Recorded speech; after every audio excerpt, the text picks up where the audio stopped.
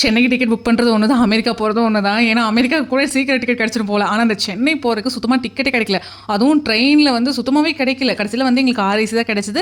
நல்ல வேலை, அது வந்து கடைசி நிமிஷத்தில் கன்ஃபார்ம் ஆயிடுச்சு. எங்களுக்கு வந்து தனித்தனி பர்த் வந்து அவருக்கும் எனக்கும் கிடச்சிருச்சு. ஸோ ரொம்பவே கம்ஃபர்டபுளாக தான் வந்து ஸ்லீப்பர் கோச்சில் சென்னை வந்து போனோம். ரொம்ப நாள் கழிச்சு சென்னை போகிறேன். ரொம்பவே வந்து ஹாப்பியாக இருந்தது.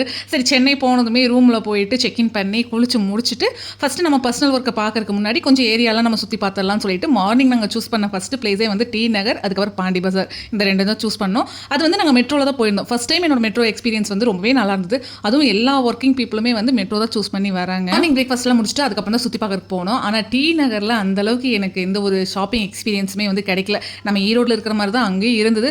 ஸோ டி நகர், பாண்டி பஜார் ரெண்டுலேயுமே வந்து எனக்கு சுத்தமாக இன்ட்ரெஸ்ட்டே இல்லை ஷாப் பண்ணுறதுக்கு. ஸோ ஏதாவது மால் போகலான்னு சொல்லிட்டு தான் ஸ்பென்சர் பிளாஸா வந்து சூஸ் பண்ணோம். ஸோ அங்கேயுமே வந்து எனக்கு எதுவுமே செட் ஆகலை. கடைசியில் வந்து மால்குள்ளே ஜூடியோ இருந்தது. அங்கே போயிட்டு தான் அவருக்கு வந்து ஸ்லிப்பரும் எனக்கு வந்து ஸ்லிப்பர் ப்ளஸ் வந்து ட்ரெஸ்ஸஸ் எல்லாம் எடுத்துகிட்டு வந்திருந்தோம். ஷாப்பிங்லாம் பண்ணிவிட்டு எங்களோட பர்சனல் ஒர்க்கெல்லாம் முடிச்சுட்டு வரைக்கும் ஆஃப்டர்நூன் 3 o'clock பக்கமாக ஆயிடுச்சு. சரி, லஞ்ச் எங்காவது சாப்பிட்லான்னு சொல்லிட்டு புகாரி ஹோட்டல் தான் நாங்கள் வந்து சூஸ் பண்ணோம். அங்கே வந்து சிக்கன் பிரியாணி, மட்டன் பிரியாணி ரெண்டுமே சூப்பராக இருந்தது. ஒர்த்தான பிளேஸ் தான் கொடுத்த காசுக்கு.